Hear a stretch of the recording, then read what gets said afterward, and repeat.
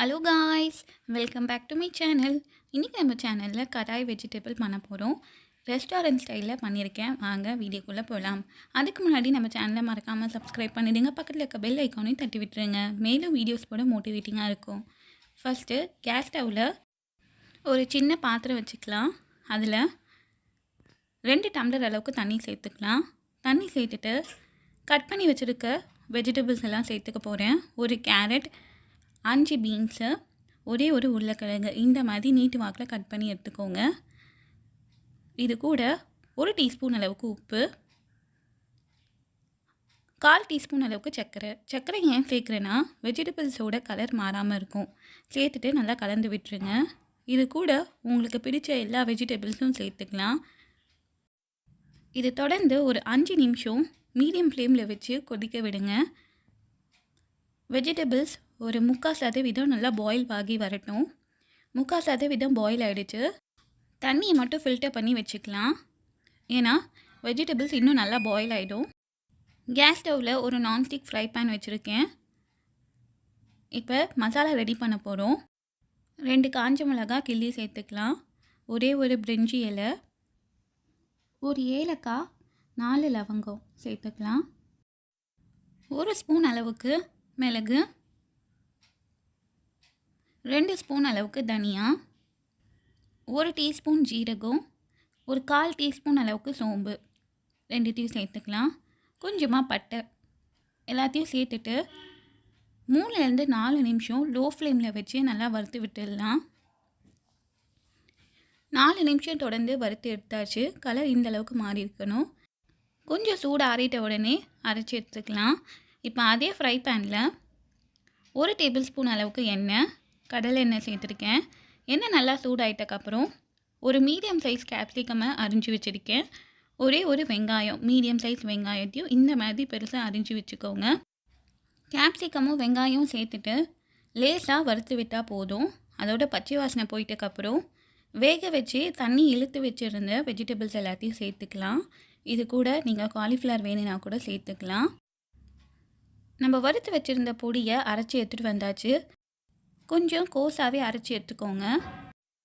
இதை வெஜிடபிள்ஸ் மேலே ஒரு 2 ஸ்பூன் அளவுக்கு இந்த மாதிரி ஸ்ப்ரெட் பண்ணி விட்டுட்டு தொடர்ந்து ஒரு 2 நிமிஷம் அளவுக்கு ஃப்ரை பண்ணி எடுத்துக்கலாம். மசாலா வெஜிடபிள்ஸ் மேலே நல்லா கோட் ஆகிடுச்சு. இப்போ இது பாத்திரத்தில் மாற்றிடலாம். மசாலா கோட் பண்ண வெஜிடபிள்ஸ் இப்படி தான் இருக்கும்.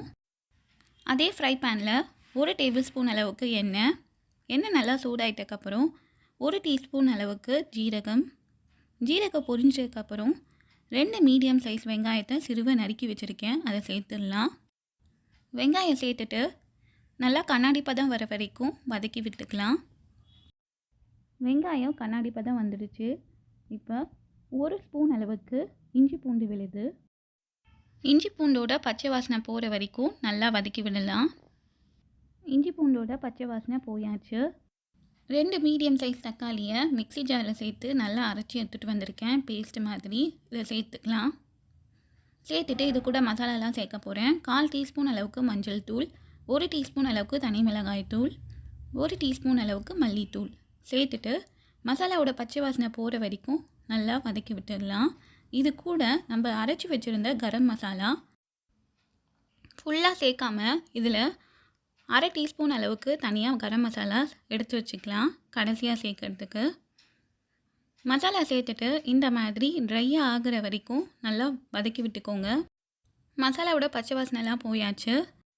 காய்கறிகள் வேக வச்ச தண்ணியை ஃபில்டர் பண்ணி வச்சுருந்தோம். இப்போ அந்த தண்ணியை சேர்த்துக்கலாம். தண்ணி சேர்த்துட்டு நல்லா கலந்து விட்டுடலாம். இது கூட ஒரு 10 முந்திரியை 1/4 மணி நேரத்துக்கு முன்னாடி சுடு தண்ணியில் ஊற வச்சுருந்தேன். அதை இப்போ அரைச்சி எடுத்துகிட்டு வந்திருக்கேன். அதையும் சேர்த்துக்கலாம். இது முற்றிலுமே ஆப்ஷனல், உங்களுக்கு வேணுன்னா சேர்த்துக்கலாம். நல்லா ஃப்ளேவர் தரும், ரிச் டேஸ்ட் தரும். சேர்த்துட்டு நல்லா கலந்து விட்டுடலாம். முந்திரி பேஸ்ட் கலந்து விட்டுட்டு ஒரே ஒரு கொதி வரட்டும். ஒரு கொதி வந்துட்டு உடனே மசாலாவோட கோட் பண்ணி வச்சுருந்த எல்லா வெஜிடபிள்ஸும் சேர்த்துக்கலாம். காய்கறிகள் சேர்த்துட்டு மெதுவாக இந்த மாதிரி கலந்து விட்டுருங்க. இந்த ஸ்டேஜில் உப்பு கரெக்டாக இருக்கான்னு பார்த்துக்கோங்க, இல்லைன்னா உப்பு சேர்த்துக்கோங்க. இப்போ 1 கிளாஸ் அளவுக்கு நான் தண்ணி சேர்த்துக்க போகிறேன். தண்ணி சேர்த்துட்டு ஒரே ஒரு முறை கலந்து விட்டுட்டு லிட் போட்டு க்ளோஸ் பண்ணிடலாம். 4 நிமிஷம் லோ ஃப்ளேமில் விட்டு எடுக்க போகிறேன். 4 நிமிஷம் கழித்து பார்க்கலாம். பாருங்கள், நல்லா கொதித்து வந்திருக்கு. எண்ணெய்லாம் நல்லா பிரிஞ்சு வந்திருக்கு. இப்போ கடைசியாக எடுத்து வச்சுருந்த கரம் மசாலாவை சேர்த்துட்டு கொஞ்சமாக கொத்தமல்லியும் சேர்த்துட்டு நல்லா கலந்து விட்டுடலாம். ரொம்பவே சுவையான வெஜிடபிள் கடாய் ரெடி ஆகிடுச்சு. நீங்களும் இதை ட்ரை பண்ணி பாருங்கள். ட்ரை பண்ணி பார்த்துட்டு உங்கள் கமெண்ட் சொல்லுங்கள். தேங்க்ஸ் ஃபார் வாட்சிங்.